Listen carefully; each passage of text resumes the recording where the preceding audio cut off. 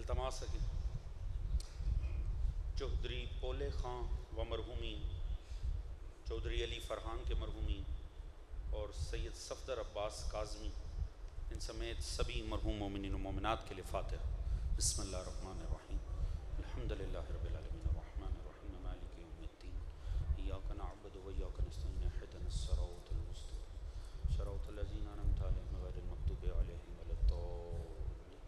بسم اللہ الرحمن الرحیم۔ قل هو اللہ احد اللہ الصمد لم یلد ولم یولد ولم یکن له کفوا احد۔ بسم اللہ الرحمن الرحیم۔ قل هو اللہ احد اللہ الصمد لم یلد ولم یولد ولم یکن له کفوا احد۔ بسم اللہ الرحمن الرحیم۔ قل هو اللہ احد اللہ الصمد لم یلد ولم یولد ولم یکن له کفوا احد۔ کذالک اللہ۔ درود پڑھ لیجیے گا محمد و آل محمد۔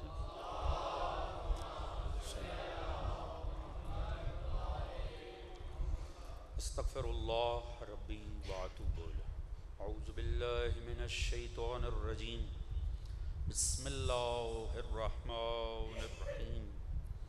یا من ذکرہ شرف الذاکرین، الحمد للہ رب العالمین، الذی لم یتخذ صاحبۃ ولا ولدا ولم یکن لہ شریک فی الملک ولم یکن لہ ولی من الذل وکبرہ تکبیرا۔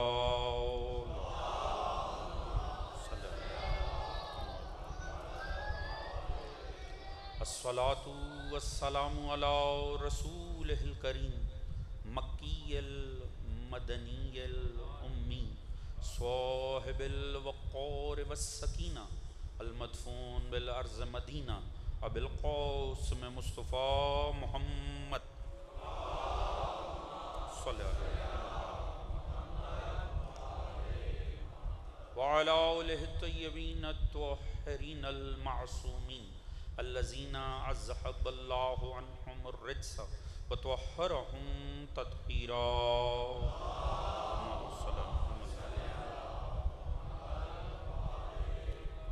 اما بعد فقد قال سبحانہ بسم اللہ الرحمن الرحیم، واذکر فی الکتاب ابراہیم انہ کان صدیقا نبیا۔ درود بر محمد و آل محمد۔ اللہم صلی علی محمد و آل محمد۔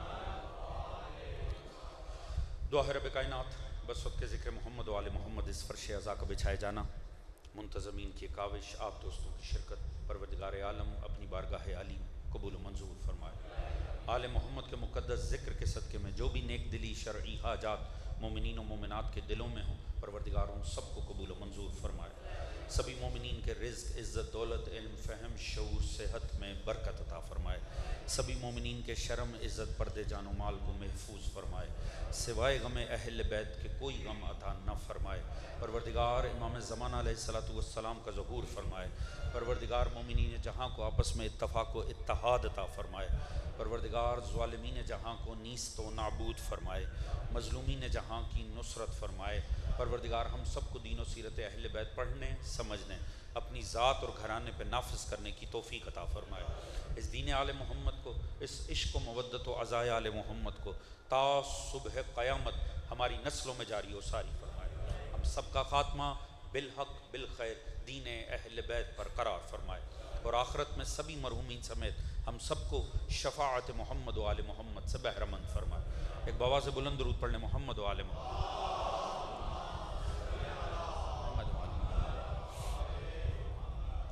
مل کے ذرا اس سے بھی بہتر انداز میں درود پڑھ لیں، محمد و آل محمد۔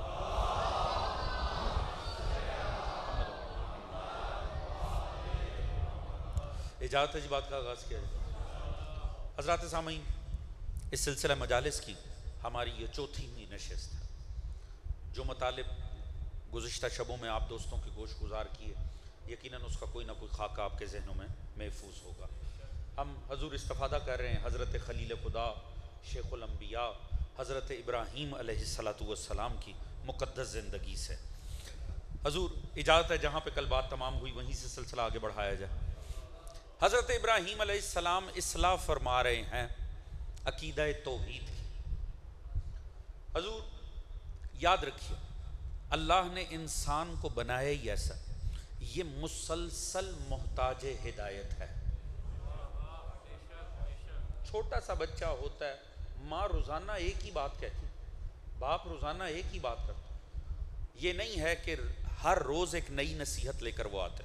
کیوں؟ بچے کو مسلسل انظار چاہیے، کیونکہ جہاں پر انظار رک جائے گا وہاں بچہ بگڑ جائے گا. بے عین ہی عقائد اور دین کے معاملے میں بھی ایسا ہی ہے، اسے مسلسل ہدایت چاہیے. یہی وجہ ہے کہ اللہ نے جو سلسلہ آدم سے چلایا تھا وہ آج تک رکا نہیں ہے. جبکہ ہادیان خدا نے کوئی نئی بات کی ہی نہیں. آپ دیکھیں تمام ہادیان الہی ایک ہی قسم کی تبلیغ کرتے دکھائی دیں. لہٰذا جہاں ابلاغ رک جائے نا، ہدایت رک جائے، تو حضور عقیدہ ولایت و نبوت تو ایک طرف، توحید بھی برباد ہو جاتی. لہٰذا لازم ہے انسان اپنے آپ کو محتاج ہدایت سمجھے اور ہادیوں کے ساتھ مسلسل وابستہ رہے.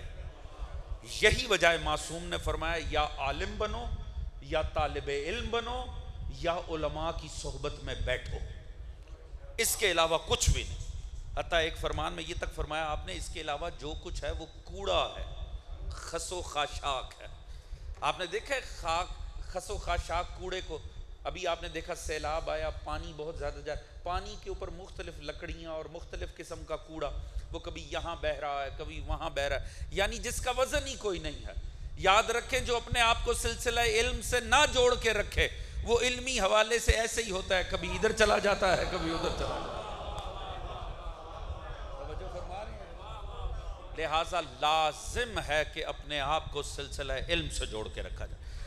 حضور ایک بڑا لطیف نکتہ، کل میں اس کی طرف جاتے جاتے بس ذہن دوسری طرف چلا گیا، آج میں چاہوں گا کہ اس پہ بات ہو سکے. آپ دیکھیں میں نے آپ کے سامنے قرآن سے پیش کیا ابراہیم کا اپنے چچا آزر جو کہ بت پرست تھا اس سے کیا گفتگو ہو رہی. آپ اس کو ڈرا رہے ہیں، دیکھ چچا شیطان کے پیچھے نہ چلی، شیطان میرے رب کا گناہ گار ہے. وہ تو تھا ہی بت پرست، اسے یہ کیوں کہہ رہے ہیں شیطان کے پیچھے نہ چل؟ اس کا مطلب ہے آزر بھی تصور شیطان رکھتا تھا. آپ اسے کہہ رہے ہیں کہ وہ رحمان کا گناہ گار ہے، اس کا مطلب ہے وہ بت پرست ہوتے ہوئے بھی رحمان کا تصور رکھتا تھا. توجہ فرما رہے ہیں جی؟ کل میں نے عرض کیا یہ جو بت پرست ہیں آپ کے خیال میں یہ خالق مانتے ہیں بتوں کو؟ نہیں، میں نے عرض کیا وہ عنوان رب مانتے. خالق کا تصور ان کے ہاں بھی موجود ہے. جیسا میں نے کل ایک اسکالر کا نام لیا تھا شیخ احمد دیدات، کہ یونیورسل گاڈ کے وجود پر کسی مذہب کو انکار نہیں. فرق کیا ہے اسلام میں اور بت پرستوں میں؟ یا آج کی ٹرم میں بات کروں کہ ہندو مت میں اور اسلام میں فرق کیا؟ آپ نے دیکھا وہ ہر شے کی پوجا شروع کر دیتے، حیوانوں کی بھی پوجا ہو رہی ہے، درختوں کی پوجا ہو رہی ہے، پتھروں کی پوجا ہو رہی ہے، حتیٰ انسانی جسم کے اعضاء تک کی پرستش ہو رہی ہے. ایسا ہے کہ نہیں جی؟ کیوں؟ وہ کہتے ہیں ہر شے جو خالق نے خلق کی ہے نا اس میں خدا ہے. توجہ ہے جی؟ اور اس کے ذریعے ہم اس تک پہنچ سکتے ہیں. میں نے عرض کیا تھا نا وہ اختیارات کے معاملے میں تفویض کے قائل ہیں اور تفویض سے آگے بڑھ کے حلول کے بھی قائل ہیں. توجہ فرما رہے ہیں جی؟ یہ بت پرستوں کے نظریات ہیں کہ مخلوق میں خالق بھی موجود ہے. توجہ فرما رہے ہیں حضور؟ یہ بت پرستوں کے نظریات ہیں. وہ کہتے ہیں بت میں خدا ہے، اس میں وہ ہے. گائیں ہے، وہ گائیں میں بھی تصور کر لیتے ہیں. درخت حسین دیکھتے ہیں، وہ کہتے ہیں اس میں یہ بھی ہے. پھول، وہ کہتے ہیں ہر کسی میں کچھ نہ کچھ وجود خدا ہے. اسلام اور ہندو مت میں ایک جملے میں عرض کروں فرق کیا ہے؟ وہ ہر سامنے کی شے میں کہتا ہے اس میں خدا ہے، ہم کہتے ہیں اس میں خدائی ہے. غور فرمایا آپ دوستوں نے؟ حضور اسلام اور ہندو مت میں فرق کیا ہے؟ وہ کہہ رہے ہیں یہ جو شے سامنے ہے یہ من جانب اللہ ہے، اس میں اللہ ہے. ہم یہ کہتے ہیں نہیں خدا نہیں ہے، خدائی ہے. یہ وہ مصور خود اس میں نہیں ہے، ہاں اس کے رنگ اس میں موجود ہے. توجہ ہے جی؟ خالق اس میں نہیں ہے، اس کی تخلیق اس کے اندر موجود ہے. اور یہ تو ہم کیوں نہ کہیں گے، آپ کے اور میرے آقا شہداء کے سردار حضرت سید الشہداء امام حسین علیہ السلام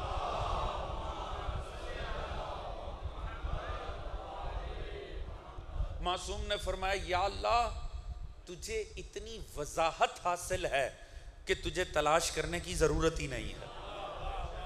توجہ ہے جی؟ ہر جگہ تیرے رنگ تو بکھرے ہوئے ہیں. مولا امیر فرماتے ہیں، مولا امیر علی ابن ابی طالب علیہ السلام، میں نے آج تک کچھ ایسا نہیں دیکھا جس میں اس کا کمال نہیں دیکھا. توجہ فرما رہے ہیں جی؟ میں نے تو آج تک کچھ ایسا دیکھا ہی نہیں. ہر شے سے خدا ملتا ہے، دیکھنے والی نگاہیں ہونی چاہیے.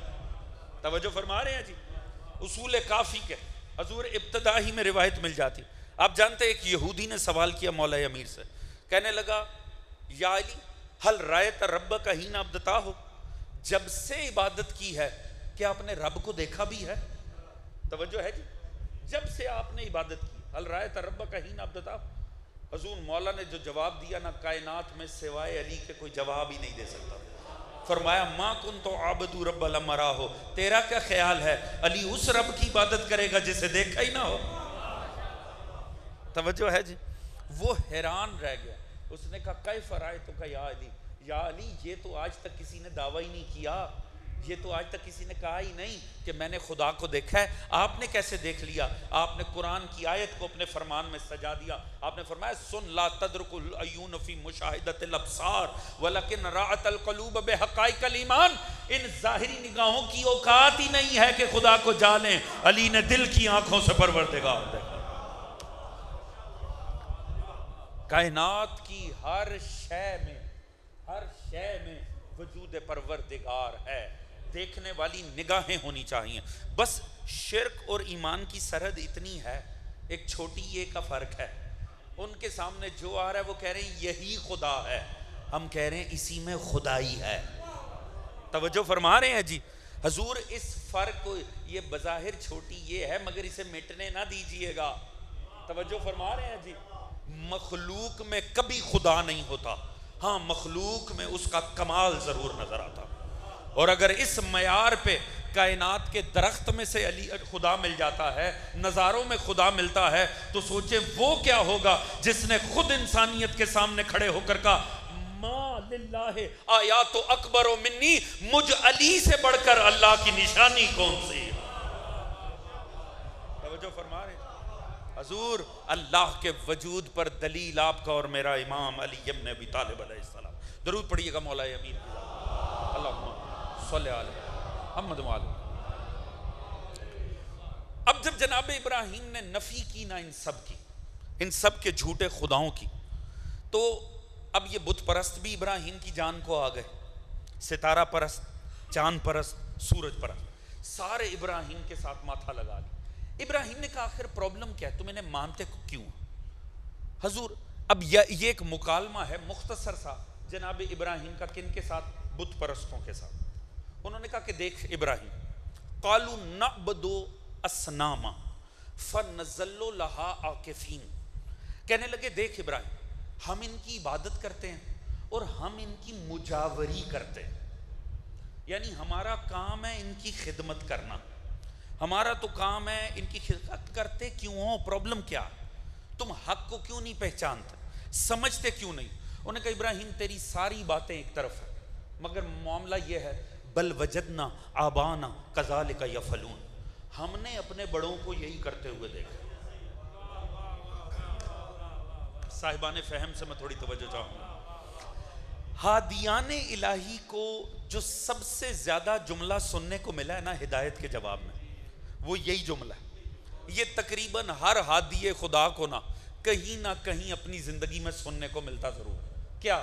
بل وجدنا آبانا کذالک، ہم نے تو اپنے بڑوں کو یہی کرتے دیکھا. حضور یاد رکھے یہ جو بڑے ہوتے ہیں نا، یہ بھی ہم جیسے ہی ہوتے ہیں. اگر بات پہنچے تو تھوڑا بول کے میرا ساتھ دیجیے گا. یا تو کوئی کہے میرے ابا جی امریکہ میں رسول لگے ہوئے تھے، یا میرے دادا افریقہ میں اللہ کے نبی تھے، تو پھر تو سمجھ میں آتی ہے، پھر تو بھائی اس کا سمجھ میں آتا ہے وہ بڑوں کے دین پہ چلے. مگر اگر بڑے بھی دو کان دو آنکھیں دو یہی ہمارے جیسے ہی تھے بیچارے، اور اپنی زندگی میں روزگار کے لیے ایسے ہی خوار ہو رہے تھے جیسے ہم ہو رہے ہیں، تو پھر اس بات کا غالب امکان ہے کہ ان کے بھی عقیدے ویسے ہی تھے جیسے ہم نے اکٹھے کر رکھے ہیں. توجہ فرما رہے ہیں جی؟ دین میں معیار بزرگ نہیں ہوتے، کائنات کے بزرگ ہوتے ہیں. توجہ ہے دوستان عزیز؟ حجت خدا ہوتا ہے دین میں معیار.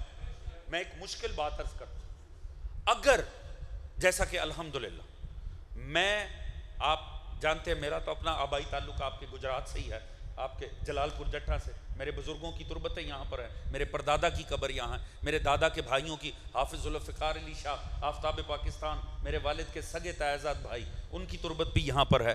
آپ ہی کے علاقے سے میرا تعلق ہے.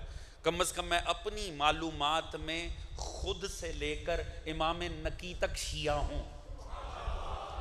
توجہ ہے جی؟ یہاں بیٹھا ہر سید ایسا ہی ہوگا. حضور اگر میں خدا کو ایک مانتا ہوں، مصطفیٰ کو ختم الرسول مانتا ہوں، 1.25 لاکھ نبیوں کا سردار مانتا ہوں، میں علی کو کائنات کا امیر مانتا ہوں، وارث رسول مانتا ہوں، علی کے سوا کوئی کسی کو مانے میں اسے لائق جہنم مانتا ہوں. توجہ فرما رہے ہیں جی؟ اور میں علی کے 11 بیٹوں کو امام مانتا ہوں، اس بار میں کہ میں حالت انتظار میں ہوں. یہ ہے میرا عقیدہ. آخرت پہ میرا ایمان ہے. 5 نمازیں واجب ہیں، 30 روزے واجب ہیں، اللہ کا حج استطاعت کے ساتھ واجب ہے، شریعت اسلامیہ کا ایک ایک حکم قابل اتباع. یہ میرا عقیدہ. مگر اگر یہ اس بنیاد پر ہو کہ میرے ابا جی کا یہ عقیدہ تھا، تو میں علی کو نہیں مان رہا، ابا کو مان رہا ہوں.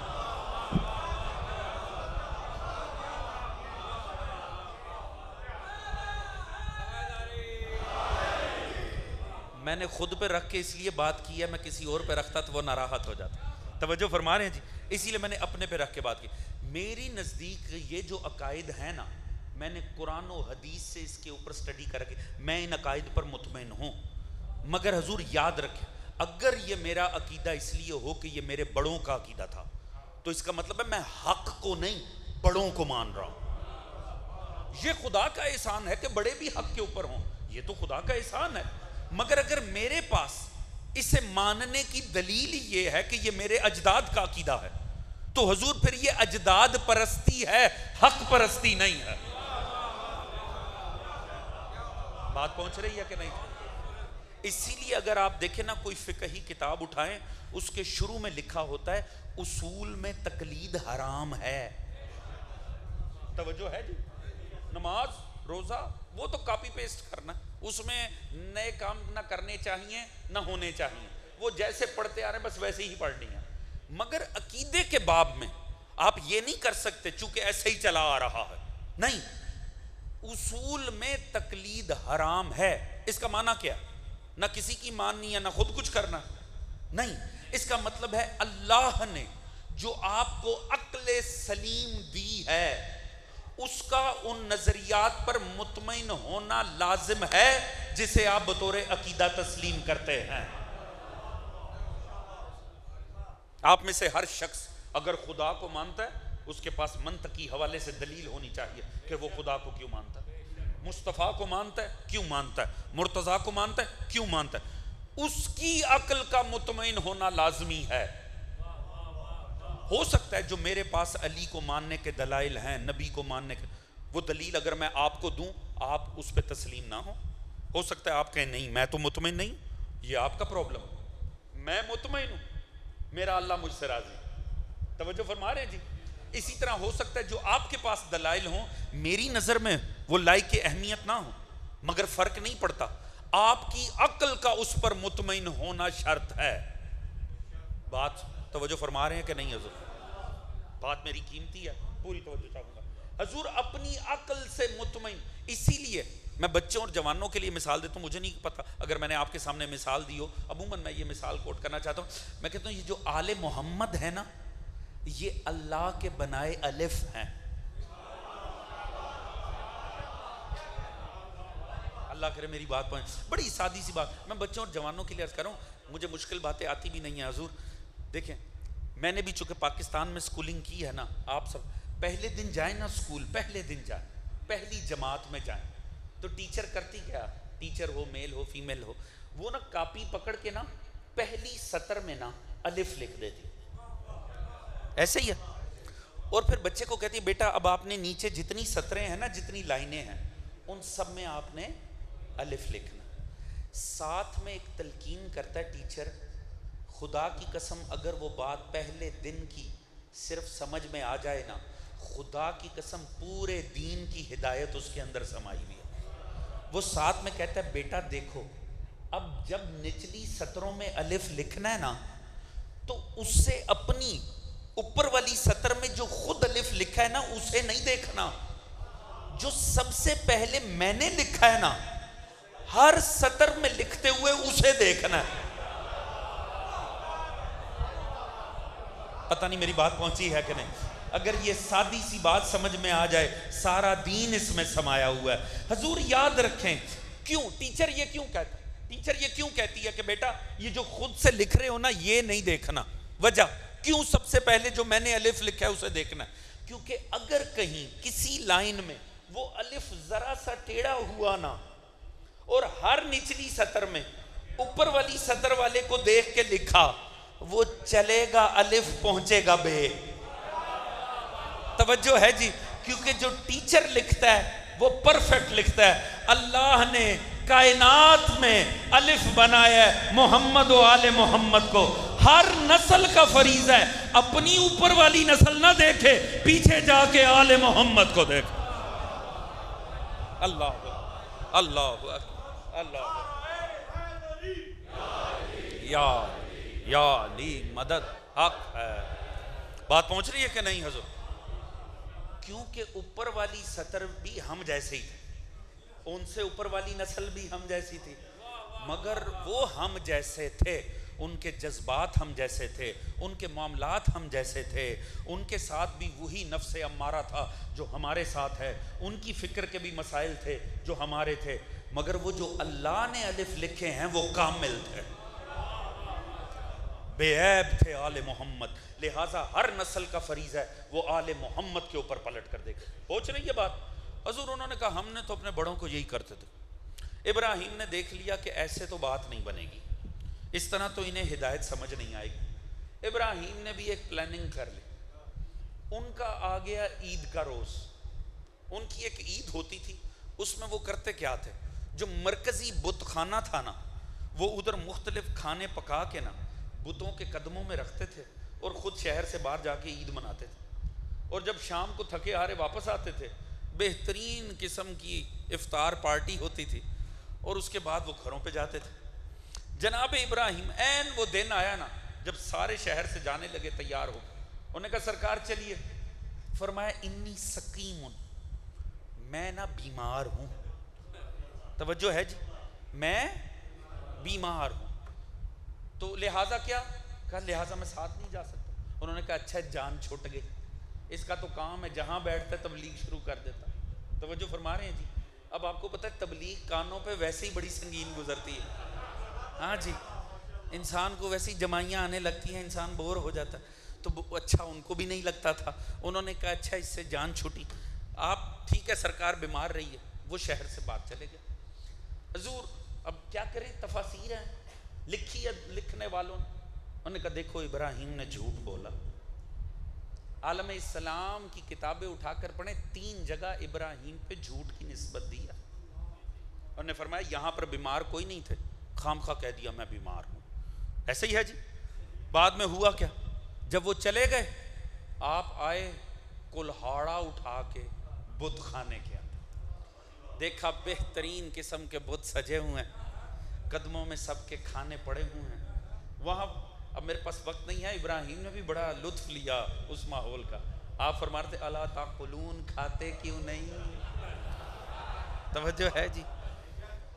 پتہ چلا باطل کے ماننے والے موجود نہ ہوں تو تھوڑا لطف لیا جا سکتا ہے۔ توجہ فرما رہے ہیں جی؟ ہاں بھئی کھاتے کیوں نہیں، الا تاکلون، کھاتے کیوں نہیں، بولتے کیوں نہیں؟ جب دیکھا کچھ نہیں ہے، بے حسی ہے، ایک مرتبہ کلہاڑا چلایا، ساری توڑ کر پھینک دی۔ الا کبیر لہم الیہ یرجعون، صرف سب سے بڑا چھوڑ دیا، وہ جو سب سے بڑھا تھا، جو سب کا رئیس دکھائی دے رہا تھا۔ ایک ہونا چاہیے نا ذلیل ہونے کے لیے۔ بات پہنچ رہی ہے کہ نہیں حضور؟ توجہ ہے جی؟ لہٰذا اسے چھوڑ دیا۔ ہوا کیا؟ جب وہ سارے پلٹے، کیا وحشتناک منظر ہو، سوچیں تو صحیح، ماننے والوں کے لیے کتنا دل برداشتہ قسم کا سین ہوگا۔ کسی کی ٹانگ، کسی کی دم، برا حال ہے، سارے ٹوٹے پڑے ہیں۔ کہنے لگے یہ کس نے کیا؟ انہو لمن الظالمین، بھئی بڑا ہی کوئی ظالم ہے۔ بھئی سبحان اللہ، جو بدبخت عقیدے لوٹ رہے تھے ان کی مجاوریاں ہو رہی ہیں، اور جو حق سمجھائے وہ ظالم۔ توجہ ہے جی؟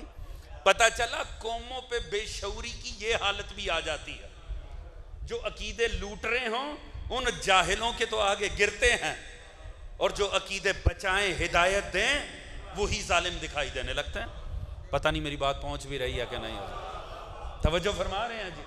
انہوں نے کہا بھئی بڑا ہی کوئی ظالم۔ اچھا، سب کی توجہ سوائے ابراہیم کے کسی پہ گئی نہیں۔ انہوں نے کہا ایک ہی ہے جسے پرابلم ہے، یہ یقیناً ابراہیم۔ گھسیٹ کے لے آئے جناب ابراہیم کو۔ یہ کس نے کیا ہے؟ یہ کس نے کیا؟ آپ نے فرمایا تمہارے بڑے نے کیا۔ توجہ فرما رہے ہیں؟ فرمایا تمہارے بڑے نے کیا۔ یہ دوسری جگہ جب عالم اسلام نے نسبت دیا ابراہیم نے جھوٹ بولا۔ توجہ فرما رہے ہیں جی؟ جبکہ دونوں جگہ جھوٹ ہے ہی نہیں۔ آپ نے پہلے فرمایا میں بیمار ہوں۔ دیکھیں یاد رکھو، تفسیر میں نا بعض ایسے نکات آتے ہیں، میں نے کیے بھی ہیں وہ سجدے، خدا کی قسم دل کرتا ہے کتاب بند کر کے رکھو اور سر سجدے میں رکھ کے خدا کا شکر ادا کرو، یا اللہ تیرا کروڑ احسان ہے، تو نے مجھے حسبنا کتاب اللہ کے نہیں غدیر کے دین پہ رکھا۔ خدا کی قسم اگر معصوم نہ بتائیں کہ انبیاء کی باتوں کا مطلب کیا ہے تو زمانہ تو نبوت بھی نہیں پہچان سکتا۔ حضور میں اکثر یہ بات کرتا ہوں، دنیا کا مسئلہ آل محمد نہیں ہے، جنہیں نبی سمجھ میں نہیں آئے انہیں آل نبی کیسے سمجھ میں آ جاتا؟ دنیا نے کہا جھوٹ بولا، معصوم نے فرمایا نہیں، بیمار تھے۔ کس چیز میں؟ بخار زکام نہیں تھا، قوم شرک میں پڑی ہو یہی بیماری تھی۔ توجہ فرما رہے ہیں جی؟ بھائی ایک طبیب اگر کسی کو بیمار دیکھے گا تو غیر مطمئن ہوگا کہ نہیں؟ تو جو طبیب نفوس ہو، وہ جو حجت خدا ہو، زمانے کو بتوں کے آگے سر ٹیکتا دیکھے گا تو وہ مطمئن ہوگا۔ توجہ فرما رہے ہیں جی؟ آپ نے دوسری جگہ انہوں نے کہا صاحب دیکھو خود کیا، کلہاڑا رکھ دیا سب سے بڑے بت کے، اور بعد میں کہہ دیا تمہارے بڑے نے کیا۔ آپ نے کب کہا کہ اس نے کیا؟ یہی کہا نا تمہارے بڑے نے کیا۔ نبی سے بڑا ہوتا کون ہے امت کا؟ توجہ ہے جی؟ مگر دنیا نے کہا ابراہیم نے جھوٹ بولے۔ بھئی تعجب کی بات ہے، مجھے بتائیں اب یہ طالب علم کہاں جائے؟ زمانہ کہہ رہا ہے ابراہیم جھوٹ بول رہا، اور اللہ کیا فرما رہا ہے؟ وَذْكُرْ فِي الْكِتَابِ إِبْرَاهِيمَ إِنَّهُ كَانَ صِدِّيقًا نَبِيًّا۔ ابراہیم کا ذکر کرو، میرا صدیق نبی تھا۔ دنیا کہہ رہی جھوٹ بولتا تھا۔ اب اللہ ہی جانتا ہے دنیا کے معیار کیا ہیں۔ جن کی نظر میں قرآن کا بنایا صدیق بھی جھوٹا ہے، اللہ جانے تاریخ کے معاملات کیا رہے ہوں گے۔ توجہ فرما رہے ہیں حضور؟ حضور بدقسمتی خدا کی قسم، عصمت ابراہیم پہ شک کر دیا۔ اب جب انہوں نے پکڑا ابراہیم یہ کیا کیا؟ جناب ابراہیم نے تو تسلیم ہی نہیں کیا۔ آپ نے فرمایا تمہارے بڑے نے کیا۔ نمرود کے آگے پیشی ہو گئی، نمرود کے آگے کھڑا کیا، سرکار انہوں نے بتوں کو توڑ دیا۔ مرکزی بت خانہ پورے شہر کا، اس نے فوراً ہی کہا قال حرکوہ وانصروا آلہتکم ان کنتم فاعلین، اس نے کہا اسے جلا دو، اگر تم واقعی اپنے الہوں کی مدد کرنا چاہتے ہو نا اسے جلا دو۔ حضور یاد رکھیں نمرود اور فرعون سے نا مائنڈ سیٹ پتا چلتا ہے، بھائی اگر اختلاف دین ہے تو دلیل سے بات کرو۔ پتا چلا باطل کبھی دلیل پر نہیں جاتا، ہمیشہ بندوق پہ جاتا۔ توجہ ہے جی؟ یاد رکھنا اختلاف دین پہ قتل کرنا یہ نمرودیت ہے، کمال یہ نہیں ہے کہ لوگوں کی گردنیں کاٹی جائیں، اگر کر سکتے ہیں تو خدا کے آگے جھکائی جائیں۔ حق کا خدا کٹی گردن دیکھ کے راضی نہیں ہوتا، جھکی گردن دیکھ کے راضی ہوتا۔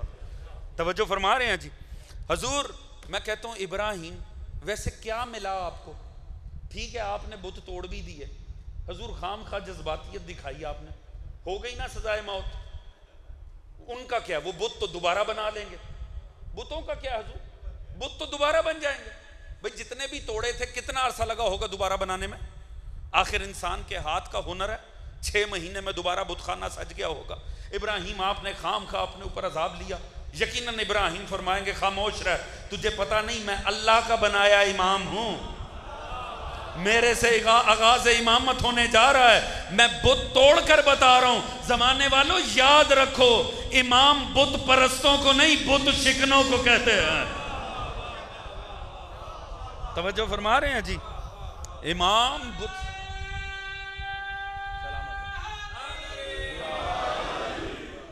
توجہ فرما رہے ہیں حضور؟ امام بت شکنوں کو کہتے ہیں۔ حضور ہوا کیا؟ اب مجھے آپ خود بتائیں، ماشاءاللہ آپ صاحبان فہم ہیں اور ہندوستان کے ہمسائے ہیں، ایک شخص کو جلانے کے لیے کتنی لکڑی لگتی ہو؟ چند من، 2 یا 3 من حضور، چلیں 4-5 من مان لیتے۔ کیا ہے ابراہیم کو جلانا ہے، 4-5 من لکڑی رکھو، ابراہیم کو اوپر بٹھاؤ، پھونک دو، جلا دو۔ اس نے تو کہا ہے حرکوہ، اسے جلا دو۔ مگر یہاں ایک عجیب ہی کام ہو رہا، اٹھا کر پڑھیں سنی شیعہ تفاسیر۔ ابراہیم کو سامنے پنجرے میں قید کر کے بٹھا دیا اور پوری قوم لکڑیاں اکٹھی کر رہی ہے، حضور پوری قوم۔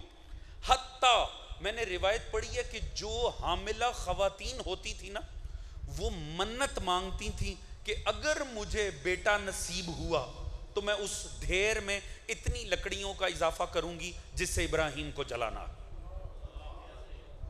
با الفاظ دیگر پوری قوم معصوم کو جلانے کی تیاری کر رہی ہے۔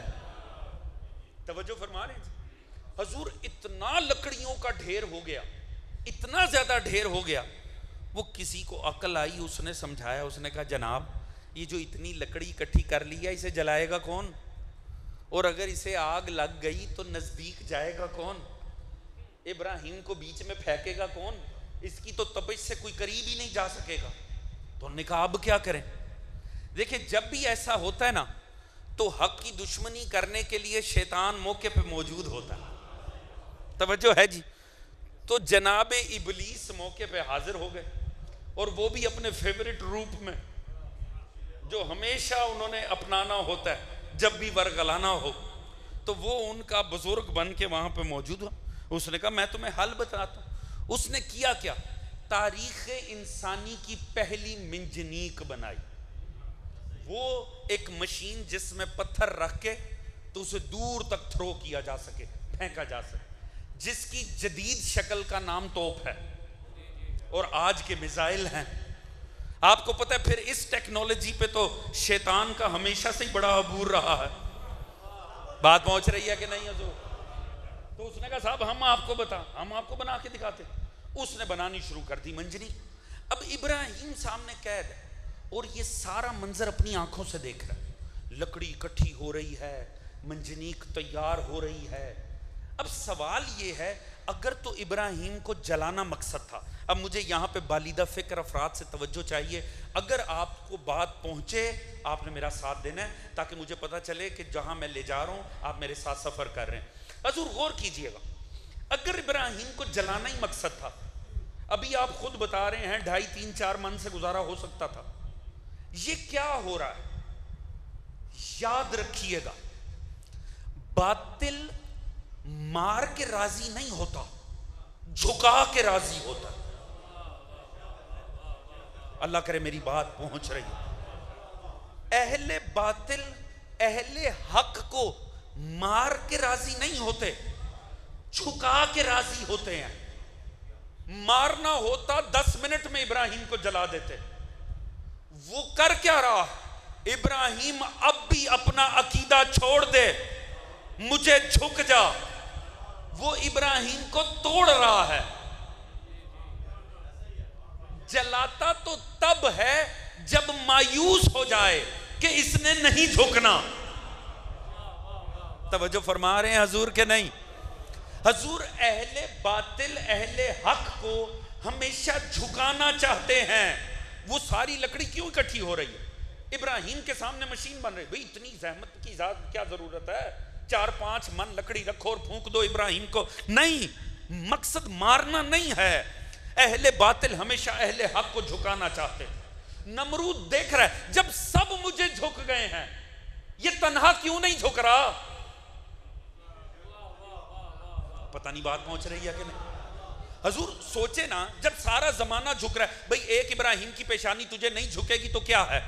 مگر نہیں، نمرود کو وہ سب نظر نہیں آ رہے، اسے صرف ابراہیم نظر آ رہا. حافظ جلال الدین السیوطی تاریخ الخلفاء، عالم اسلام میں خلفاء کی تاریخ کی سب سے بڑی کتاب. حافظ جلال الدین سیوطی نے اس کے مقدمے میں لکھا ہے حسین چھوڑ سارا زمانہ یزید کو جھک گیا تھا. سب نے بیعت کر لی تھی، سب بیعت کر چکے تھے. وہ جو ایک آدھ عبداللہ ابن زبیر وغیرہ، یاد رکھیے گا انہوں نے فرار کیا تھا. فرار از بیعت اور بات ہے، انکار کی جرت فقط حیدر کے لال نے کی تھی. کیا وجہ ہے دوستو؟ جہاں تک بات پہنچے میرا ساتھ دینا. کیا وجہ؟ یزید تیرا دماغ خراب ہے، سارا زمانہ تجھے جھک گیا. حسین ایک تنہائی ہے نا. بھئی حافظ جلال الدین سیوطی کو پتا ہے، حضور آپ کے خیال میں یزید کو نہیں پتا ہوگا؟ بھئی جس کے نمائندے ہر جگہ موجود ہیں آخر اسے بھی تو پتا ہوگا. یہ سب مجھے جھک گئے. ایک حسین فرد تنہا ہے نا، چھوڑ دے. نہیں، مدینے میں ہے تو مدینے پہنچتا، مکہ میں ہے تو تلواریں نیام میں رکھ کے مکہ پہنچتا، مکے سے نکلتے ہیں پیچھا کرتا، کربلا میں گھیرتا ہے. سوچنے کی بات ہے، جب سب نے اپنا ہاتھ تیرے ہاتھ میں دے دیا، ایک ہاتھ ہی ہے نا، چھوڑ دے. حضور پہچانے یزیدیت کہتے کسے ہیں؟ نمرودیت کہتے کسے ہیں؟ اہل باطل کو جھکنے والے نظر نہیں آتے، ڈٹنے والا ایک ضرور نظر آتا. توجہ ہے جی؟ وہ کھٹک رہا ہوتا ہے، وہ یہاں لگ رہا ہوتا ہے، وہ یہاں لگ رہا ہوتا ہے. کیوں؟ جب سب جھک گئے ہیں تو اسے کیا پرابلم ہے؟ اسے جھکنا چاہیے، مجھے جھکنا چاہیے. اول میں کہتا ہوں تعجب کی بات ہے، سب نے اپنا ہاتھ یزید کے ہاتھ میں دیا، سب کا ہاتھ تھام رہا ہے، مگر جا ایک ہی ہاتھ کے پیچھے رہا ہے جو حسین کے ساتھ لگا ہے. سارے اپنا ہاتھ اس کے ہاتھ میں دے، وہ حسین کے پیچھے جا رہا ہے. اگر اجازت دو تو ایک جملہ عرض کروں، لعنت ہے ان سب کے بیعت کرنے پر جن کی بیعت یزید جیسے کو بھی مطمئن نہیں کر سکی. اللہ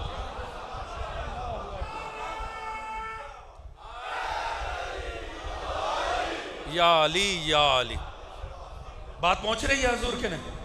حضور دیکھیں، ایک تو بیعت بھی کی، ذلیل بھی ہوئے، تاریخ میں یزیدی بھی کہلائے، یزید مطمئن. حضور یاد رکھیں، یہ جو آج کا دور ہے نا حضور، یہ تو حقائق کھلنے کا دور ہے. اب تو امت کا رزلٹ نکل رہا ہے. توجہ ہے، اہل باطل کو نا جھکنے والے نظر نہیں آتے، ڈٹنے والا تنہا بھی ہو تو چبھتا ہے. پتہ نہیں بات پہنچ بھی رہی ہے کہ نہیں پہنچ. کیوں سر جھکاتا کیوں نہیں؟ مارنا وہ بھی نہیں چاہتا. یاد رکھیں اہل حق کو مارتا تو مجبور ہو کر ہے، وہ چاہتا ہے جھکے. جب اہل حق جھکتے نہیں نا، آخر میں تنگ آ کے مارتا ہے. توجہ فرما رہے ہیں جی؟ مقصد ہوتا ہے ہمیں جھکے. ابراہیم سب کچھ دیکھ رہے ہیں اور مطمئن. ابراہیم بالکل نہیں جھک رہے. لکڑی اکٹھی ہوتی رہی، ابراہیم نہیں جھک رہا. ماحول نمرود بناتا رہا. ابراہیم اب بھی دیکھ لے جلا دیں گے، ابراہیم اب بھی نظریہ چھوڑ دے جلا دیں گے، ابراہیم عقیدہ چھوڑ دے جلا دیں گے. ابراہیم نظریے پہ ڈٹا ہوا ہے. آخر جب دیکھا اس نے نہیں باز آنا، حضور جتنی لکڑی اکٹھی ہو گئی تھی آگ لگائی گئی، آگ گئی آسمان تک. ایک عجیب ہیبت ناک منظر ہے. بٹھایا ابراہیم کو کس میں؟ منجنیق میں. ابراہیم آخری چانس ہے، چھوڑ دے عقیدہ. ابراہیم نہیں چھوڑ رہا. حضور کھلبلی بچی ہے ملائکہ کے اندر. روایات کہتی ہیں ملائکہ سے تسبیحاں چھوٹ گئی کہ پروردگار روئے زمین پہ تیرا ایک ہی عبد ہے، سارے تو شیطان کے ہیں، یہ ایک بھی نہ رہا تو ہوگا کیا. حضور ساری خدائی ہے کہ وہ رو رہی ہے، بنے گا کیا ابراہیم کا. ملائکہ سے تسبیح چھٹ گئی، یا اللہ ابراہیم کو جلا دیں گے، ابراہیم کو مار دیں گے. حضور ملائکہ پریشان ہیں. مطمئن ہے تو یا خدا مطمئن ہے یا ابراہیم مطمئن. توجہ ہے جی؟ حضور کمال ہے. ملائکہ پریشان ہیں، ابراہیم بھی نہ رہا تو جھکے گا کون. اب پتہ چلا ہر کوئی معصوم کا درد محسوس نہیں کر سکتا. معصوم کا درد محسوس کرنا بھی فرشتہ صفت ہونے کی دلیل. توجہ ہے دوستوں نے؟ حضور بٹھایا منجنیق میں اور پھینکا. اندازہ کریں اب تک ابراہیم بات ہی کچھ نہیں کر، خاموش. پھینکا. کتنی دیر لگی ہوگی یہاں سے لے کر سامنے آگ میں جانے کے؟ وہ کون سا کوئی 10,000 کلومیٹر کے فاصلے پر آگ تھی. حضور سوچے ملائکہ کی حالت. حتیٰ سید الملائکہ خدا کے آگے کھڑا ہو گیا. یا اللہ اب تو انہوں نے پھینک دیا ابراہیم کو، پروردگار کچھ تو کر. خدا کی قسم خدا نے کمال ہی جواب دیا. کہا اچھا تجھے ٹینشن ہے، جا کے خود ہی بات کر. توجہ ہے جی؟ اللہ ٹینشن ہی نہیں لے رہا کہ تجھے ٹینشن ہے، جا کر بات کر. کہاں جبرائیل نے لیا ابراہیم؟ این ہوا میں. اب یہ تو خدا کی ذات ہے نا، کس لمحے میں کتنی برکت ڈال دے. این ہوا میں ابراہیم کو لیا. حل لک حاجت یا ابراہیم. تڑپ رہے جبرائیل، سرکار بتائیں کوئی حاجت ہے تو بتائیں. حضور خدا کی قسم ابراہیم نے بندگی کو معراج ہی کرا دیا. این وہ سامنے جلتی ہوئی آگ ہے، ابراہیم آگ میں جا رہا ہے. آخری لمحہ ہے، جبرائیل نے تھام رکھا ہے. حضور بتائیں کوئی حاجت ہو تو بتائیں. ابراہیم نے بندگی کو معراج کروا دی. فرمایا سن، جس سے ہے وہ جانتا ہے. اللہ اکبر، اللہ اکبر. فرمایا جس سے ہے وہ جانتا. حضور کمال دیکھیں. نمرود کو ٹینشن تھی، اس سے جان چھڑانی ہے. سارے جھک گئے، یہ ایک باز ہی نہیں آتا. اتنی کوشش کر لی ہے، اتنا ڈرایا ہے، یہ ڈرتا ہی نہیں. یہ اکڑ گیا میرے سامنے، اب اٹھا کے آگ میں پھینک. حضور جس لمحے نمرود مطمئن ہوا کہ بس اب جان چھٹ گئی میری اس سے. توجہ ہے جی؟ جب تک وہ ماحول بنا رہا تھا خدا بیچ میں نہیں آیا. لکڑیاں اکٹھی ہوئیں، وہ بیچ میں نہیں آیا. کیا تھا؟ سیلاب گجرات میں آ سکتا ہے، وہاں نہیں آ سکتا. توجہ ہے جی؟ پانی کو حکم دیتا، پانی بہا کے لے جاتا. لکڑیوں کو حکم دیتا، اکھاڑ کے پھینک دیتی. حضور وہ چاہتا زمین پھٹتی سما جاتا، وہ چاہتا تو اوپر سے آسمان پھاڑ دیتا. اس نے کچھ نہیں کیا. وہ خدا جس نے اب تک انٹرفیئر نہیں کیا تھا، اب تک دخل نہیں دیا تھا، جو لمحہ نمرود کے اطمینان کا لمحہ بنانا کہ بس اب تو اس سے جان چھٹ گئی. جس وقت نمرود مطمئن ہوا نا، لو میں نے تو حق والے کو ختم کر دیا. اللہ نے وہ لمحہ جو نمرود کے اطمینان کا پہلا لمحہ تھا، اللہ نے وہی اس سے چھین لیا. توجہ ہے دوستان؟ قال یا نارو کونی بردن وسلام علی ابراہیم. علی کل شیء قدیر کا کمال دیکھیے. کہا آگ، اللہ آگ سے مخاطب ہوا، اے آگ ٹھنڈی پڑ جا. آگ ٹھنڈی پڑی تو تب بھی تو موت ہے. توجہ ہے جی. وبرد، اور ابراہیم کے لیے سلامتی بن جا. یہ نہیں کہا کہ آگ تو آگ نہ رہے، بھئی بڑی محنت سے جلائی تھی اس نے. توجہ ہے جی. پتہ چلا یہ بھی اللہ کل شیء قدیر کی شان ہے. ظالم جب پورا ماحول بنا لے نا اور سمجھے میں نے آخری ہٹ کر دی ہے، اب تو کمر ٹوٹ گئی حق والوں کی، اب نہیں اٹھتے، اللہ اسی لمحے تو اٹھاتا ہے. توجہ ہے دوستانے. کمال دیکھو، اللہ نے یہ بھی نہیں کہا کہ آگ تو گلنار ہو جا، تو پھولوں میں تبدیل ہو جا. نہیں، آگ تو آگ ہی رہ، مگر سلامتی بن جا ابراہیم کے لیے. حضور ہوا کیا؟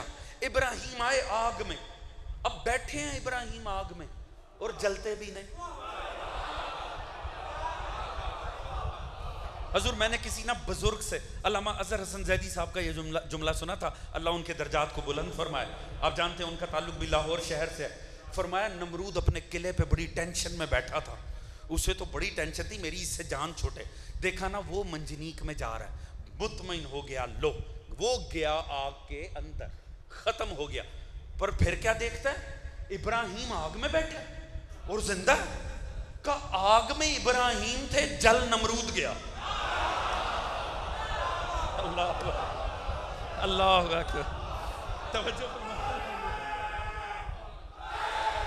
یا علی یا علی یا علی. توجہ فرما رہے ہیں حضور. حضور اللہ نے کیا کیا؟ آپ نے غور کیا پروردگار نے کیا کیا؟ اللہ نے آگ کو نہیں بدلا، آگ آگ ہی رہی، اللہ نے فقط تاثیر بدل دی. اللہ کرے یہ نقطہ سمجھ میں آ جائے. وہ ہے علی کل شیء قدیر. اس نے اپنا جلوہ دکھایا. ظالم یاد رکھ، تو جتنا بھی ماحول بنا لے، تاثیر تو میرے ہاتھ ہے. اس کا مطلب ہے اہل حق کو، اہل باطل کا کبھی ماحول دیکھ کر ڈرنا نہیں چاہیے. اہل باطل جتنا بھی ماحول بنا لیں، تاثیر تو خالق کے ہاتھ ہے. پتہ نہیں میری باتیں پہنچ بھی رہی ہیں کہ نہیں پہنچ رہے. توجہ ہے جی. مجھے نہیں پتا آپ نے دیکھا کہ نہیں دیکھا، میں نے تو یہ سب کچھ اپنے سامنے ہوتے ہوئے دیکھا. توجہ ہے جی. ابھی کچھ عرصہ پہلے میں نے یہ سارا کچھ اپنی نظروں میں ہوتے ہوئے دیکھا ہے. آپ سب نے بھی سوشل میڈیا پہ ہوتے ہوئے دیکھا ہے. تاثیر ہمیشہ خالق کے ہاتھ ہے. یاد رکھیں، ظالم جتنا ماحول بنا لے، تاثیر کا خالق پروردگار ہے. گجرات والوں، خدا کی قسم مجھے حیرت ہوتی ہے ان جاہلوں پہ جو چند عزاخانے جلا کے، چند مومنوں کو قتل کر کے یہ سمجھتے ہیں عزاداری مٹ جائے گی. ظالموں یاد رکھو، تم جتنا بھی ظلم کر لو، عزاداری کا فروغ بتا رہے، تاثیر تو خدا کے ہاتھ ہے. توجہ فرما رہے ہیں جی. حضور یاد رکھیں، اللہ کبھی اہل حق کو ختم نہیں ہونے دیتا. لاکھ وقت کے نمرود جتنا بھی ماحول بنا لیں، یاد رکھنا عقیدہ نمرود کی طاقت پر نہیں، اللہ کی خدائی پہ ہونا چاہیے. توجہ فرما رہے ہیں جی. حضور کیا وجہ؟ ابراہیم ڈٹا کیوں ہوا؟ کل کی مجلس جہاں تمام ہوئی تھی، ابراہیم نے کہا کیا تھا؟ انی وجہت وجہی للذی فطر السماوات والارض. میرا تمام تر رخ خدائے واحد کی جانب. یہ جو وجہ تو وجہی ہے نا، اگر یہ سمجھ میں آ جائے حضور، خدا کی قسم آپ جان لیں کہ مومن کی معراج کسے کہتے ہیں. انسان ذرا سا ماحول بگڑتے دیکھتا ہے، کانپنا شروع ہو جاتا ہے، پتہ نہیں کیا ہوگا، پتہ نہیں کیسے ہوگا. چھوٹے لیول پر آ جائیں، ہمیں تو روٹی کی ٹینشن پڑ جاتی، ہمیں تو بل کی ٹینشن پڑ جاتی، بچوں کی پڑھائی کی ٹینشن پڑ جاتی. ایک لمحے میں حرام کی جانب چلے جاتے ہیں. ہوگا کیا؟ یاد رکھیں، جن کا رخ خدا کی جانب ہونا، چاہے قیامت کا ماحول بن جائے، چاہے بارود کی برسات بھی ہو جائے وہ ڈٹ جاتے ہیں ابراہیم کے انکار کی طرف. جبکہ اہل عقل بڑے مشورے دے رہے ہوتے ہیں، بڑے بڑے انجینئر بیٹھے زمانے کو بتا رہے ہوتے ہیں ایسے نہیں ایسے کرنا چاہیے، ایسے نہیں ایسے کرنا چاہیے، بے خطر کود پڑا آتش نمرود میں. عقل ہے محو تم. یہ جو اہل عقل ہوتے ہیں نا، یہ بعد میں منہ میں انگلیاں دبائے ہوئے ہوتے ہیں، پہلے مشورے دے رہے ہوتے ہیں انہیں ایسے نہیں ایسے کرنا چاہیے، ایسے نہیں ایسے کرنا چاہیے، بعد میں نتیجے دیکھ کے خود حیران ہوتے ہیں یہ ہو کیا رہا ہے. توجہ ہے جی. حضور یاد رکھیں عقل آئی ہے اللہ کی بندگی کے لیے، اپنے فارمولے بنانے کے لیے نہیں. توجہ فرما رہے ہیں جی؟ پتہ نہیں حضور بات میری پہنچ بھی رہی ہے کہ نہیں. توجہ فرما رہے ہیں حضور؟ حضور انی وجہ تو جن کا رخ اللہ کی جانب ہو. اب میں مجلس تو تمام نہیں کروں گا اس سے پہلے کہ میں آپ کو مولا امیر کے قدموں میں پہنچاؤں. توجہ فرما رہے ہیں جی؟ رخ ہونا چاہیے اللہ کے اوپر، اور اگر بندگی کے اللہ پہ کامل رخ کو دیکھنا ہے نا، وہ رخ ہی علی ابن ابی طالب. انی وجہت وجہی کی مجسم تفسیر کا نام علی ابن ابی طالب. احد کی جنگ آپ جانتے ہیں نا کتنی سنگین جنگ تھی. شاہ عبد الحق محدث دہلوی مدارج النبوہ، اگر یہاں گجرات میں کوئی مذہبی کتب خانہ ہے وہاں سے آپ کو مل جائے گی. آپ جانتے ہیں یہ محدث دہلوی خاندان شیعت کا انتہائی دشمن خاندان تھا. اس نے لکھی ہے مدارج النبوہ. اس نے لکھا ہے احد کی میدان میں رسول نے دیکھا سوائے علی کے کوئی نظر نہیں آیا، باقی سب تشریف لے گئے تھے. توجہ فرما رہے ہیں جی؟ مدارج النبوہ میں لکھا ہے تو رسول کو سوائے علی کے کوئی نظر نہیں آیا. اس نے بڑا اچھا، ویسے ترجمہ کرنے والوں نے بھی کمال کیا. اصل کتاب فارسی میں ہے، جو لفظ فارسی میں موجود ہے میں نے وہ بھی دیکھ رکھا ہے، اس کے ترجمے کی ضرورت ہی نہیں تھی کیونکہ وہی لفظ اردو میں بھی رائج ہے، مگر مترجم بیچارے کو اس کا بھی ترجمہ کرنا پڑا. اس نے کہا رسول نے علی کو دیکھ کر کہا یا علی جب سب چلے گئے، حالانکہ اس لفظ کے ترجمے کی ضرورت ہی نہیں تھی. میں نے عرض کیا فارسی اردو دونوں میں ایک ہی لفظ ہے، مگر مترجم بیچارے کو لگا کہ مناسب ہے میں اس کا بھی ترجمہ کروں، تو بس شدت کو کم کرنے کے لیے ترجمہ کا کیا چلے گئے. حضور تو رسول نے علی سے کہا یا علی جب سب چلے گئے تو آپ کیوں نہ گئے. توجہ ہے جی؟ بھائی میں کہتا ہوں صاحب مدارج النبوت کا بھی کمال ہے خدا کی قسم. اس نے جو علی کا جواب لکھا ہے نا، کاش لکھنے کے بعد اس پہ خود ہی غور کر لیتا. علی نے یہ نہیں کہا مجھ میں طاقت ہی بڑی ہے یا رسول اللہ مجھے ڈر ہی نہیں لگتا، فرمایا یا رسول اللہ اکفروں کا بعد ایمان، کیا ایمان لانے کے بعد کافر ہو جاتا؟ اللہ اکبر، اللہ اکبر، سلام. یا توجہ ہے دوستانے حضور؟ اب علی کا تو نہیں پتا، علی تو کل ایمان ہے، البتہ تشریف لے جانے والوں کے معاملات خراب ہو گئے. توجہ ہے جی؟ شدید جنگ تھی، سوائے علی تھا. خود صاحب مدارج النبوہ نے لکھا ہے 4 مرتبہ علی بھاگتے گھوڑے سے زمین پہ گرے، شدید زخمی، لہو لہو تھے، تنہا لڑ رہے تھے. مصطفیٰ کہہ رہے تھے علی اس طرف، علی اس طرف، علی اس طرف. مصطفیٰ بتاتے جا رہے تھے، علی تلوار چلاتے جا رہے تھے. حضور ایسے میں تیر لگا علی کے پائے اقدس میں. جنگ تو تمام ہو گئی، جنگ کا جو بھی نتیجہ نکلا تمام ہو گئی، مصطفیٰ کو مرتضیٰ نے بچا لیا، مگر ایک پائے اقدس میں تیر لگا اور اتنا شدید لگا کہ اگر طبیب نکالنے کے لیے اس کا اوپر سے تو توڑ دیا، پھل پاؤں میں تھا، وہ ہاتھ لگاتا تھا، شدت تکلیف سے علی تڑپ اٹھتے تھے اور مولا اس کا ہاتھ تھام لیتے تھے، اجازت نہیں دیتے تھے نکالنے کی. طبیب آیا مصطفیٰ کے پاس، یا رسول اللہ پھل اندر ہے مولا امیر کے پائے اقدس، اگر یہ پھل اندر رہا تو اس کا زہر پھیل جائے گا اور معاملہ بڑا نقصان دہ ہو جائے گا. مگر علی ہاتھ نہیں لگانے دے. انی وجہت وجہی، اللہ کرے میری بات پہنچا. مصطفیٰ نے کہا ٹھہر جا ابھی نہ نکال، جب علی مصلی عبادت پر آئے گا نا، جب علی خالق کے آگے کھڑا ہوگا اس وقت نکالیں، جسم بھی وہی تھا، طبیب بھی وہی تھا، تیر کا پھل بھی وہی تھا۔ ادھر علی نے فرمایا اللہ اکبر، ادھر علی اللہ کے محضر میں حاضر ہوئے، اسی طبیب نے وہی تیر آگے بڑھ کر اچک لیا۔ ایک لمحے کے لیے علی کی جبین عقیدت پہ بل بھی نہیں آیا۔ انی وجہت وجہی، ایسے اللہ میں محو تھے علی ابن ابی طالب، ایسے مرکوز تھی توجہ علی کی اللہ کی جانب۔ ایک لمحے کے لیے حضور ہیں میرے ساتھ کہ نہیں؟ علی کی پیشانی پہ تو بل نہیں آیا، ناسبیت کی پیشانی پہ آ گیا۔ عالم اسلام کی ایک بڑی شخصیت، میں نام لینا بھی نہیں مناسب سمجھتا، ان کی پیشانی پہ بل آ گیا۔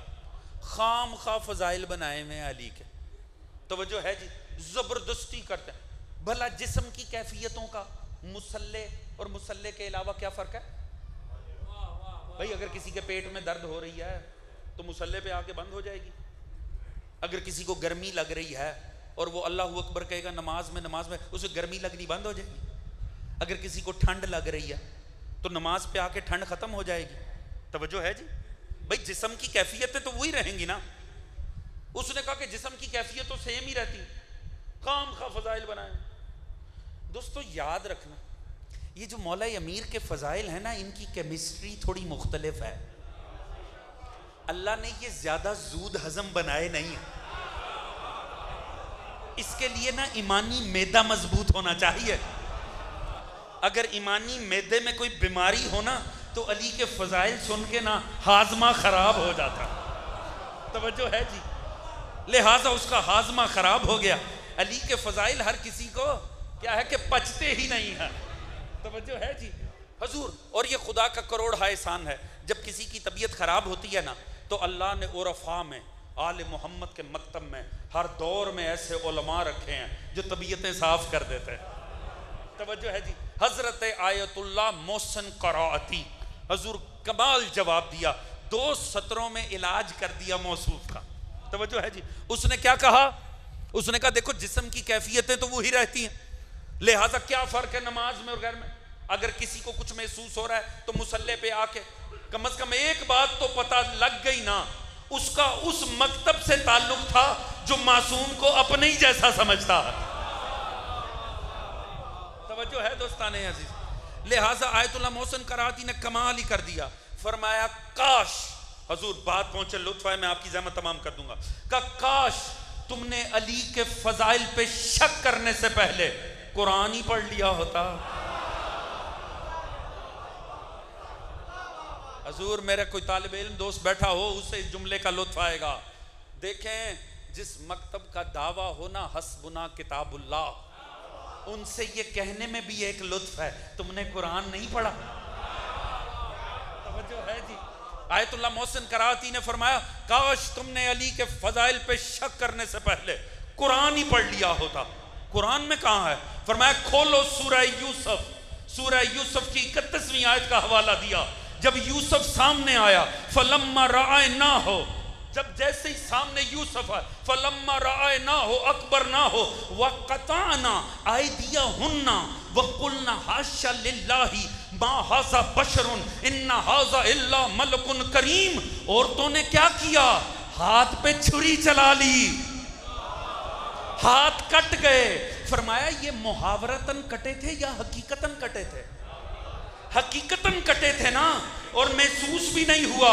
حضور کمال ہی عارف نے کر دیا، فرمایا عشق میں محویت اتنی ہوتی ہے، جب عشق مجازی کی محویت یہ ہے کہ ہاتھ کٹ جائیں اور پتہ ہی نہ چلے، علی تو عشق توحید میں مصروف تھا۔ اللہ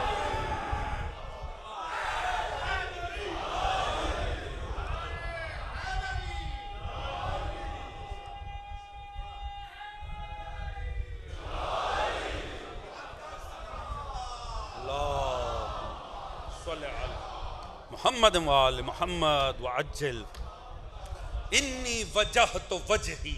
حضور خدا کے اوپر ایک ایسا رخ کہ جب انسان کو سوائے خدا کے کوئی نظر ہی نہ آئے۔ یاد رکھیں جو خدا کے اوپر یقین رکھتے ہیں نا، انہیں پھر نہ نمرودوں کی طاقتیں نظر آتی ہیں، نہ وہ فرعونائے وقت کے فرعونوں سے گھبراتے ہیں۔ یاد رکھیں ظلم، جبر، ظالم، ان کے آگے گھبرانا یہ کمزور ہونے کی دلیل نہیں، بے ایمان ہونے کی دلیل۔ با الفاظ دیگر عالم اسلام کمزور نہیں، بے ایمان ہے۔ توجہ فرما رہے ہیں جی؟ حضور ظلم کے آگے ڈٹ جانا ابراہیم سے سیکھنا چاہے۔ سلام ہمارا تو ویسے بھی آل محمد کے مکتب سے تعلق۔ یاد رکھیں اللہ اہل حق کو کبھی اگر مٹتے ہوتے نا حق والے تو کربلا والے مٹ جاتے۔ 72 صحرا میں مار دیے گئے، لاش پہ گھوڑے دوڑا دیے گئے، مٹنا ہوتا حسین مٹ جاتے۔ اگر حسین نہیں مٹے تو کیسے کوئی اہل حق مٹ جائے؟ استقامت دکھانا چاہیے باطل کے سامنے۔ یہ درس ابراہیم کا ہے، یہ درس حسین ابن علی کا۔ قیمت تو چکانی پڑتی ہے پھر حق والوں کا۔ حضور قیمت تو کیا قیمت چکائی ہے حسین ابن علی؟ جو قیمت چکائی ہے اس قیمت کا نام علی اکبر کی جوانی ہے، اس کی قیمت کا نام قاسم کی جوانی ہے، اصغر کا نونہال پن ہے، سکینہ کا مقدس چہرہ۔ تاریخ نبوت اٹھا لیں، کسی نبی کے بیٹوں کو بھی نہیں ایسے مارا گیا جیسے مصطفیٰ کی بیٹیوں کو زمانے نے مارا۔ خدا کی قسم عجب قسمت آل محمد کی، ایسے کسی کے بیٹوں کو بھی نہیں مارا گیا جیسے نبی کی بیٹیوں کو مارا گیا۔ حضور اللہ ہی بہتر جانتا ہے کتنے زخمی تھے آل محمد جب دمشق سے گزارے گئے۔ دمشق میں آیا ایک مسافر، اس نے دیواروں پہ خدا جانے کیا دیکھا۔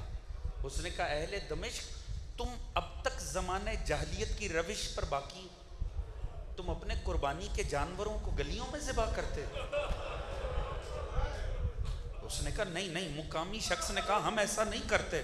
کہا میں نے تمہاری دیواروں پہ لہو لگا دیکھا۔ اس نے کہا حیوان ذبح نہیں ہوئے، یہاں سے آل محمد کا قافلہ گزارا۔ اللہ ہی بہتر جانتا ہے کتنے زخمی تھے آل محمد۔ خدا کی قسم دنیا پہچانی نہیں، دنیا پہچانی نہیں۔ سلام ہے زینب عالیہ پر جس نے خود کو مٹا کے نام حسین کو زندہ کیا۔ یہ آج یہ مجلسیں، یہ جتنے آپ بیٹھے ہیں، یہ کس کا صدقہ ہے؟ یہ فرش عزا، یہ ممبر، یہ علم، یہ تعزیہ، یہ سب جناب زینب کے حوصلوں کی دین ہے۔ خود کو مٹا لیا زینب عالیہ۔ بس ایک میں روایت عرض کر کے آپ کی زحمت تمام کروں گا۔ یہ دمشق شہر کی رہنے والی تھی حکیمہ نام کی خاتون۔ اس کی عادت تھی جب بھی دمشق کے قید خانے میں کوئی قیدی آتے تھے نا، یہ میری طرف توجہ رکھیے گا، یہ نا کچھ کھانا پانی تیار کر کے نا یہ جاتی تھی اور ان میں بانٹ دیتی تھی قیدیوں میں۔ ایک دن اس کا شوہر گھر آیا، گھر آ کر کہتا ہے حکیمہ تو قیدیوں کو کھلاتی ہے نا؟ میرا دل کہتا ہے آج میں ایسے قیدی دیکھ کر آیا ہوں، تو انہیں کھلائے اللہ تجھے بڑا اجر دے، تو انہیں پلائے اللہ تجھے بڑا اجر دے۔ وہ حیرت سے کہنے لگی کہ میں تو ہمیشہ قیدیوں کو کھلاتی پلاتی ہوں، آج کے قیدیوں میں کیا نئی بات ہے؟ اس نے کہا حکیمہ ایسے قیدی میں نے آج تک نہیں دیکھے۔ جو اس نے جملہ کہا میں یہاں پر مصائب تمام کروں رونے کے لیے کافی ہے۔ اس نے کہا حکیمہ اتنے نحیف اور کمزور قیدی ہیں، وہ چلتے بھی دیواروں کے سہارے ہیں، وہ بیٹھتے بھی دیواروں کے سہارے ہیں، وہ کھڑے بھی دیواروں کے سہارے ہوتے۔ میرا دل کہتا ہے تو انہیں کھلائے پلائے اللہ تجھے بڑا اجر دے۔ اس نے فوراً ہی کچھ طعام لیا، کچھ آب و طعام لے کر یہ آئی قید خانے میں۔ حضور روایت کہتی ہے جو اسے سب سے ضعیفہ لگی نا خاتون، اس نے اس کے سامنے کھانا پانی رکھ کے کہتی بی بی اسے اپنے بیوی بچوں میں تقسیم کر دے۔ جانتے ہیں جو اسے سب سے ضعیفہ لگی وہ اور کوئی نہیں، فقط اصغر کی 32 سالہ ماں رباب تھی۔ اصغر کے گلے کو ایک سے دوسرے کان تک تیر نے کاٹا، سکینہ زندان شام میں دفن ہوئی، رباب 32 سال میں ضعیفہ ہو گئی۔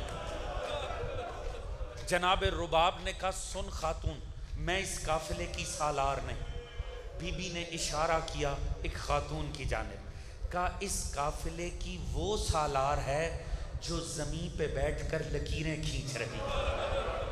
اللہ اکبر، اجرکم علی الزہرا، یہی حق بنتا تھا، ہائے کہنا بنتا ہے آل محمد کی مدد۔ سوچیں جناب زینب کا زندان میں وقت کیسے گزرتا تھا، بی بی زمین پہ لکیریں کھینچ کے، اللہ جانے کون سی لکیر کھینچتے ہوئے ذہن میں علی اکبر کا سینہ آتا ہوگا، اللہ جانے کون سی لکیر کھینچتے ہوئے قاسم کی پامال لاش ذہن میں آتی ہو۔ اس نے سارا کھانا پانی اٹھایا، لا کے رکھا جناب عالیہ کے قدموں میں، کہا بی بی یہ میں تیری عورتوں اور بچوں کے لیے لے کر آئی ہوں، اسے تقسیم کر لے۔ ایک ہی سوال کیا، پوچھا سن خاتون، کہیں کے قیدی ہیں، کہیں سے آئے ہیں، تو کیوں کھلا پلا رہی ہے، تو کیوں خدمت کر رہی ہے؟ اس نے کہا قیدن تو نے سوال کر لیا، یہ ماحول تو نہیں ہے بتانے والا، پل چل میں تجھے بتا دیتی ہوں، میں دمشق میں رہتی ہوں، میں یہاں کی رہنے والی نہیں، میں مضافات مدینہ کی رہنے والی ہوں، میں مضافات مدینہ کی رہنے والی ہوں۔ ہمارے سید و سردار ہیں مدینے والی سادات، ہمارے سردار ہیں میری ماں باپ کے گھر جتنی اولادیں ہوتی تھی نا وہ مر جاتی تھی، کوئی بچہ سلامت نہیں رہتا تھا۔ میری ماں گئی تھی مدینے کی سادات میں، ہماری آقا زادی کا نام ہے زینب بنت علی، اور جا کے آقا زادی کے قدموں پہ ہاتھ رکھ کے کہا تھا آقا زادی میری کوئی اولاد زندہ نہیں بچتی، آپ دعا کریں اللہ مجھے ایسی اولاد نصیب کرے جو زندہ بھی رہے۔ تو اس وقت میری مرشد زادی زینب نے دعا کی تھی، لہٰذا میں پیدا ہوئی اور زندہ بھی رہی۔ جیسے ہی میں بالغ ہوئی نا، میرا نکاح ہوا، میں بیاہ کے دمشق آنے لگی، میری ماں مجھے لے کے مدینے کی سادات میں گئی اور آقا زادی زینب کے قدموں میں بٹھایا اور کہا حکیمہ پہچان، یہ ہے وہ آقا زادی جس کی دعاؤں سے تو زندہ رہی ہے۔ تو سن قیدن، میں نے اس وقت اپنی آقا زادی زینب سے کہا بی بی میں آپ کی دعا سے بچی تھی، اب میں جا رہی ہوں، اللہ جانے دوبارہ مقدر میں ملاقات لکھی ہے کہ نہیں، میں چاہتی ہوں میں آپ کو کوئی ہدیہ دوں، میں کوئی تحفہ دوں۔ تو قیدن اس وقت میری آقا زادی زینب نے فرمایا تھا حکیمہ ہم آل محمد کو تحفوں کی احتیاج نہیں ہوتی، بس اتنا کر تو جہاں بیاہ کے جا رہی ہے نا، جب بھی تیرے دیار میں کوئی قیدی آ جائے حکیمہ قیدیوں کو کھانا پانی ضرور دینا، کیونکہ قیدیوں کو کھانے پینے کی بڑی احتیاج ہوتی ہے۔ بس قیدن وہ دن اور آج کا دن میں ہمیشہ جب بھی زندان میں کوئی قیدی آئے ہیں میں نے انہیں کھلایا پلایا ہے۔ اس کی بات تمام ہوئی، جناب زینب نے ایک سوال کیا، یہ کھڑے ہو کر ماتم کرنے لگی، کہا اچھا بس اتنا بتا حکیمہ یہ جو لائی ہے یہ صدقہ ہے یا ہدیہ ہے؟ یہ جو لائی ہے یہ صدقہ ہے یا ہدیہ ہے؟ اتنا سننا تھا۔ حکیمہ اٹھ کے ماتم کرنے لگی، قیدن یہ سوال تو سید کیا کرتے ہیں، تیرا سادات سے تعلق کیا ہے؟ بی بی نے بالوں کا پردہ ہٹایا، کہا حکیمہ پہچان تیری آقا زادی زینب۔ حکیمہ ماتم کر کے کہتی ہے بی بی کہاں مدینے کی سرداری، کہاں شام کا زندہ، میرا مولا عباس کہاں ہے، میرا مولا حسین کہاں؟ نام نہ لے، تو جن کے نام لے رہی ہے ان کے ٹکڑے کربلا میں چھوڑ کر